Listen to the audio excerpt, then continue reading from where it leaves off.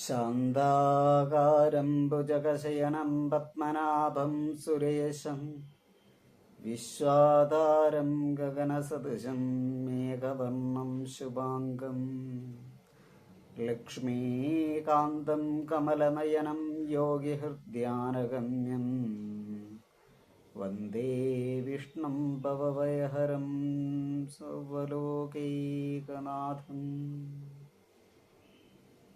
ഹരി ഓം. ഭഗവാൻ ധർമ്മപരിപാലനത്തിനായിക്കൊണ്ട് അനേകം അവതാരങ്ങൾ ഉണ്ടായിട്ടുണ്ട്. അതിൽ വളരെ ചുരുക്കമായിട്ടുള്ള 10 അവതാരങ്ങളെ കുറിച്ചിട്ട് നമ്മൾ പൊതുവേ പറയാറുള്ളൂ. എങ്കിലും ഭഗവാന്റെ ഓരോ അവതാരവും മഹത്തരമാണ്. അത്തരം ഒരു അവതാരമാണ് ഹയഗ്രീവ അവതാരം എന്ന് പറയുന്നത്. ഇന്ന് നമ്മൾ ആ ഒരു അവതാര കഥയെയാണ് മനസ്സിലാക്കാൻ പോകുന്നത്. ഹയഗ്രീവ അവതാരത്തിൽ ഒരുപാട് കാര്യങ്ങൾ നമുക്ക് മനസ്സിലാക്കാനും പഠിക്കാനുമുണ്ട്. അപ്പോൾ ആരാണ് ഹയഗ്രീവൻ എന്ന് നോക്കിക്കഴിഞ്ഞാൽ, ഹയഗ്രീവൻ എന്ന് പറയുന്ന 3 അസുരന്മാരുണ്ട്. അസുര രാജാക്കന്മാരിൽ 3 അസുരൻ ഹയഗ്രീവൻ എന്നൊരു അസുരൻ എന്ന പേരായിരുന്നു. അതുപോലെ തന്നെ ഒരു രാജാവിനും ഹയഗ്രീവൻ എന്നുള്ള ഒരു പേരുണ്ട്. അതുപോലെ തന്നെ ഒരു രാജ ഋഷിയും ഹയഗ്രീവൻ എന്ന നാമത്തിൽ അറിയപ്പെടുന്നുണ്ട്.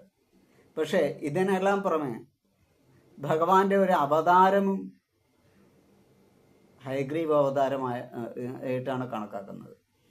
ഹയഗ്രീവ അവതാരത്തിൻ്റെ ലക്ഷ്യം എന്ന് പറയുന്നത് വേദങ്ങൾ വീണ്ടെടുക്കുക എന്നുള്ളത് തന്നെയാണ്. എന്നാൽ അതിൻ്റെ മുന്നേയും ഭഗവാൻ ഹയഗ്രീവ അവതാരം സ്വീകരിച്ചിട്ടുണ്ട് ഒരു അസുരനാശനത്തിനായിക്കൊണ്ട് എന്നുള്ളത് മറ്റൊരു കഥയാണ്. അത് ദേവീ പുരാണമാണ് നമുക്ക് പറഞ്ഞു തരുന്നത്. മാർക്കാണ്ഡേയ പുരാണത്തിലും ദേവീ പുരാണത്തിലും ഗരുഡ പുരാണത്തിലും ഭഗവാന്റെ ഹയഗ്രീവ അവതാരത്തെക്കുറിച്ച് പറയുന്നുണ്ട്. ഇതിൽ ദേവീ പുരാണത്തിലാണ് അസുര നിഗ്രഹത്തിനായിക്കൊണ്ട് ഭഗവാൻ ഹയഗ്രീവ അവതാരം എടുത്തതായി പറയുന്നത്. സത്യത്തിൽ ഹയഗ്രീവൻ എന്ന ഒരു അസുരനെ വധിക്കാൻ വേണ്ടിയിട്ട് തന്നെയാണ് ഭഗവാന്റെ ഹയഗ്രീവ അവതാരം എന്നുള്ളത് കൗതുകമേറിയ ഒന്നാണ്. ഹയഗ്രീവൻ എന്ന അസുരൻ ദുർഗാ പരമേശ്വരിയെ പ്രീതിപ്പെടുത്തിക്കൊണ്ട് തപസ് ഇരുന്ന് പ്രീതിപ്പെടുത്തിക്കൊണ്ട് തനിക്ക് അമരത്വം എന്ന വരം ആവശ്യപ്പെടുന്നു. അങ്ങനെ ദേവി പറയുകയാണ്, ഒരിക്കലും അമരത്വം എന്നുള്ള ഒരു വരം ഉണ്ടാവാൻ വഴിയില്ല. കാരണം അമരത്വം ഒരാൾക്കും അങ്ങനെ കൊടുക്കാറില്ല. അങ്ങനെ ഒരു വരം ഒരിക്കലും ജനിച്ചു കഴിഞ്ഞാൽ എല്ലാവർക്കും മരണം ഉറപ്പ് തന്നെയാണ് എന്നൊക്കെ പറഞ്ഞ് ഇതാക്കുമ്പോൾ, അങ്ങനെയെങ്കിൽ തൻ്റെ രൂപത്തോടു കൂടിയുള്ള ഒരാൾക്ക് മാത്രമേ തന്നെ വധിക്കാൻ പാടുള്ളൂ എന്നുള്ള ഒരു വരം അദ്ദേഹം വാങ്ങി. ഈ ഹയഗ്രീവ അസുരൻ്റെ ഒരു പ്രത്യേകത എന്ന് പറഞ്ഞാൽ അദ്ദേഹത്തിൻ്റെ ശരീരം എന്ന് പറയുന്നത് തലയുടെ ഭാഗം കുതിരയും ബാക്കിയെല്ലാം മനുഷ്യനുമാണ്. ഹയം എന്ന് പറഞ്ഞു കഴിഞ്ഞാൽ കുതിരയാണ്.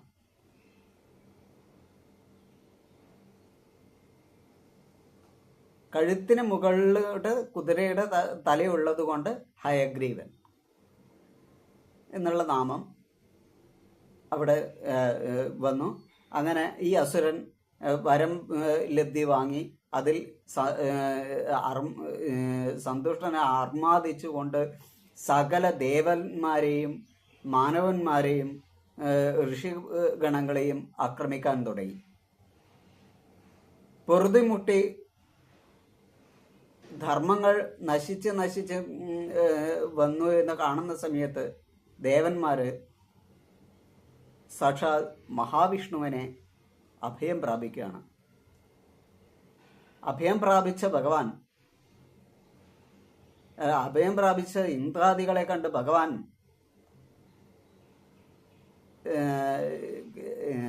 വളരെ ശാന്തമായി പറഞ്ഞു, നിങ്ങൾ ഭയപ്പെടേണ്ട, ഞാൻ സ്ഥിതിപാലകനായതുകൊണ്ട് തന്നെ എനിക്ക് ഈ ഒരു അസുരനെ നേരിട്ടേ പറ്റൂ. പ്രകൃതിയുടെ സന്തുലനാവസ്ഥ, പ്രകൃതിക്ക് ദുരന്തങ്ങൾ നേരിടുന്ന സമയത്ത് വിഷ്ണു തന്നെയാണ് ഓരോ അവതാരം എടുത്ത് സ്ഥിതി പരിപാലനം നടത്തുന്നതെന്നുള്ളത് നമുക്ക് അറിയാവുന്നൊരു കാര്യമാണ്. അത്തരമൊരു ചിന്തയിൽ തന്നെ ഭഗവാൻ ഹയഗ്രീവനുമായി യുദ്ധം തുടങ്ങി. എന്നാൽ ഹയഗ്രീവനുമായിട്ട് എത്രമാത്രം വിഷ്ണു യുദ്ധം ചെയ്തിട്ടും വിഷ്ണുവിനെ അദ്ദേഹത്തെ കൊല്ലാനോ ഇതാക്കാനോ ഒന്നും സാധിക്കുന്നില്ല.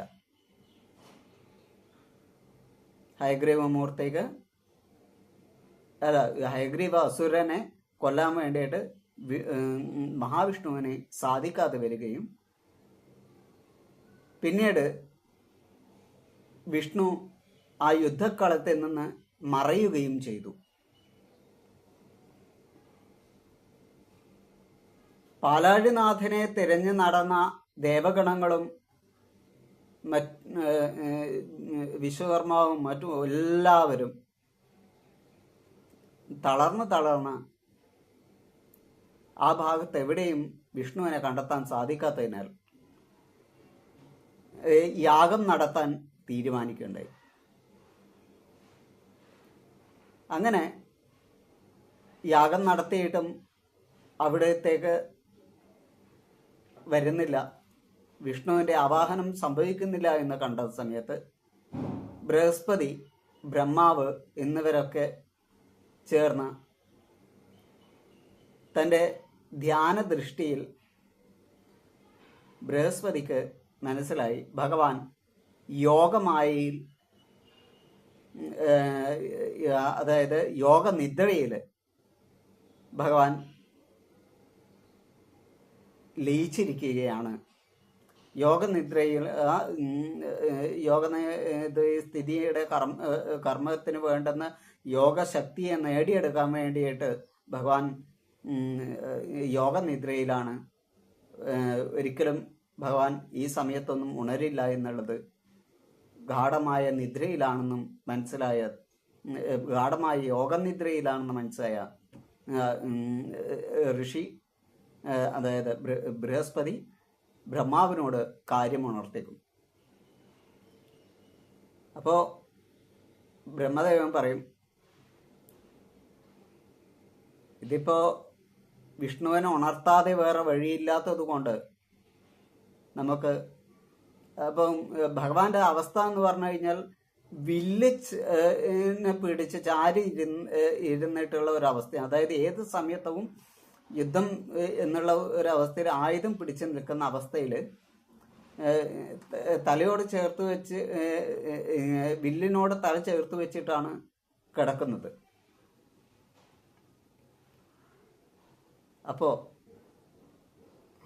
തളർന്ന് യോഗനിദ്രയിലേക്ക് പോയ ഭഗവാനെ ഉണർത്താൻ വേണ്ടിയിട്ട് ബ്രഹ്മാവ് ചിതലിനെ സൃഷ്ടിച്ചു എന്നാണ് പറയുന്നത്. ചിതല്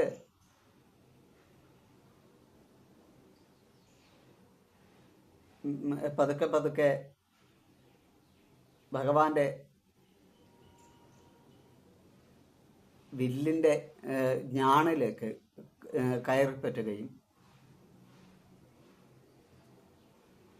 അങ്ങനെ ഓരോന്നായിട്ട് ചെതലരിച്ച് അവസാനം ആ ഞാണ് പൊട്ടുകയും ചെയ്തു. ഭഗവാന്റെ വില്ലിൻ്റെ ഞാണ് പൊട്ടുകയും ചെയ്തു. എന്നാൽ ഈ പൊട്ടതിൻ്റെ ഹുങ്കാരത്തിൽ വിഷ്ണുവിൻ്റെ തല പൊട്ടിത്തെറിച്ചു എന്നാണ് പറയുന്നത്.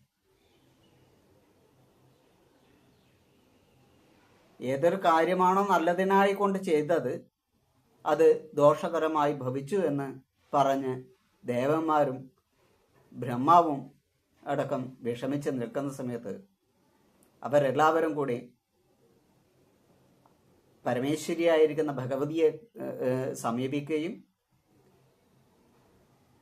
കാര്യങ്ങൾ പറയുകയും ചെയ്തപ്പോൾ അംബിക പറഞ്ഞു, ഇത് ആരുടെയും തെറ്റല്ല, ഇത് നിയോഗമാണ്. കാരണം ഞാൻ കൊടുത്ത വരപ്രകാരം തൻ്റേതായ രൂപത്തിലുള്ള ഒരു ഒന്നിന് മാത്രമേ, ഒരു രൂപസാദൃശ്യമുള്ള ഒരാൾക്ക് മാത്രമേ തന്നെ കൊല്ലാൻ സാധിക്കുകയുള്ളൂ എന്നുള്ള വരമാണ് അവൻ വാങ്ങിച്ചത്. വിഷ്ണുവിൻ്റെ സ്വരൂപത്തിൽ വിഷ്ണു യുദ്ധം ചെയ്തു കഴിഞ്ഞാൽ ഒരിക്കലും അതിന് വിഷ്ണുവിന് ഹയഗ്രീവനെ വിജയിക്കാൻ സാധിക്കുകയില്ല എന്ന് പറയുകയാണ്. അങ്ങനെ ഭഗവാനോട് കൽപ്പിച്ചതനുസരിച്ച് ഭഗവാൻ കൽപ്പിച്ചത് അല്ല, അംബിക പരമേശ്വരിയുടെ ആ കൽപ്പന അനുസരിച്ച് ഭഗവാന് ഒരു കുതിരയുടെ തല വെച്ചു കൊടുത്തു എന്നും പറയുന്നു. ദേവീപുരാണത്തിലൊരു കഥയാണിത്. ഈ കുതിരയുടെ തല വെച്ചതിന് അദ്ദേഹം ഹയഗ്രീവൻ എന്നുള്ള നാമത്തോടു കൂടി മഹാവിഷ്ണു അദ്ദേഹത്തിൻ്റെ അവതാര ലക്ഷ്യം പൂർത്തിയാക്കുന്നതിനായി പുറപ്പെടുകയാണ്. അങ്ങനെ ഹയഗ്രീവനുമായി യുദ്ധം, ഹയഗ്രീവ അസുരനുമായി ഹയഗ്രീവമൂർത്തി യുദ്ധം ചെയ്ത് ഹയഗ്രീവ അസുരവധം നടത്തി തിരിച്ച് തൻ്റെ അവതാര ലക്ഷ്യം പൂർത്തിയാക്കി അവിടെ നിന്നു. അതിനുശേഷം കൽപ്പാന്തത്തിൽ ബ്രഹ്മാവിൻ്റെ ബ്രഹ്മാവ് അസുരന്മാർ ഒരിക്കൽ ഉണ്ടാക്കിയ 2 അസുരന്മാർ വേദങ്ങൾ തട്ടിക്കൊണ്ടു പോവുകയും ആ വേദങ്ങൾ വീണ്ടെടുക്കാൻ വേണ്ടിയിട്ട് ഇതേ ഹയഗ്രീവ അവതാരം ആ അസുരന്മാരെ വധിച്ച് വേദം കൈക്കലാക്കുന്നതായിട്ടും മറ്റൊരു ഒരു ഗ്രന്ഥം സൂചിപ്പിക്കുന്നുണ്ട്. സത്യത്തിൽ വേദങ്ങൾ എന്ന് പറയുന്നത് ജ്ഞാനമാണ്. ആ ജ്ഞാനം അസുരന്മാർക്കായാലും ദേവന്മാർക്കായാലും എന്താണ് കുഴപ്പം എന്ന് ചോദിച്ചു കഴിഞ്ഞാൽ, ഏതൊരു മന്ത്രത്തെയോ ഏതൊരു വേദങ്ങളെയോ ഏതൊരു ബുദ്ധിയെയോ നമ്മൾ ധർമ്മപരമല്ല അധർമ്മപരമായിട്ട് ആണ് നമ്മൾ കൈകാര്യം ചെയ്യുന്നതെങ്കിൽ അത് ഗുണത്തിന് അപ്പുറം ദോഷത്തെ പ്രദാനം ചെയ്യും. അത് നേരായ കൈകളിൽ മാത്രമേ ഉണ്ടാകാൻ പാടുള്ളൂ. അതുകൊണ്ട് തന്നെയാണ് ധർമ്മസ്വരൂപമായിരിക്കുന്ന ഭഗവാൻ അധർമ്മിയായിരിക്കുന്ന അസുര നിഗ്രഹം നടത്താൻ നിർബന്ധിതനാകുന്നത്.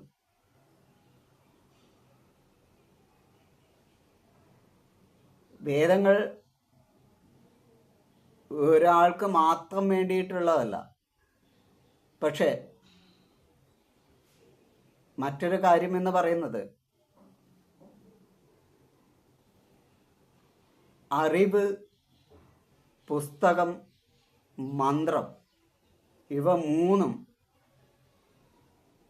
ഒരിക്കലും അർഹതയില്ലാത്തവന് കൊടുക്കരുത്. അത് അന്വേഷിച്ച് വരുന്നവന് മാത്രമേ കൊടുക്കാൻ സാധിക്കുകയുള്ളൂ എന്നാണ് സാധാരണ പറയുക. അത്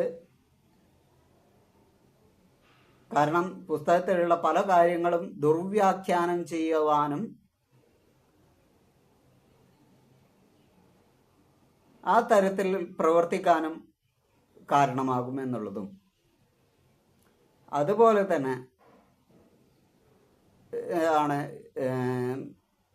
മന്ത്രങ്ങളും ഒക്കെ വരുന്നത്. കാരണം ഒരിക്കലും നമ്മൾ അറിവ്, പുസ്തകം, മന്ത്രം, ഈ മൂന്നും നമ്മൾ അനർഹമായിരിക്കുന്ന കയ്യിലാണ് എത്തിപ്പെടുകയെങ്കിൽ പ്രകൃതിക്ക് തന്നെ ദോഷകരമായി ബാധിക്കും എന്നുള്ളത് കൊണ്ടാണ് അവിടെ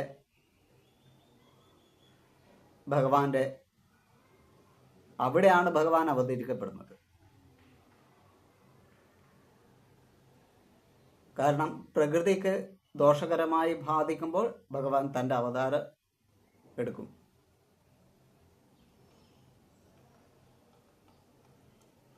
അതൊരിക്കലും ആദ്യം ഉണ്ടാവില്ല.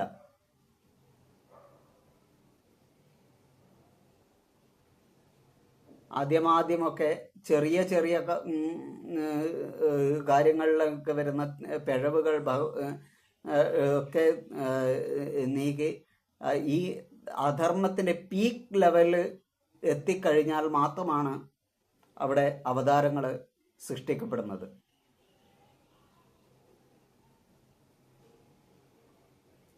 അതിപ്പോൾ ഏത് അവതാരം എടുത്തു കഴിഞ്ഞാലും, ദശാവതാരത്തെ ഏത് അവതാരം എടുത്തു കഴിഞ്ഞാലും നമുക്ക് കാണാൻ സാധിക്കും.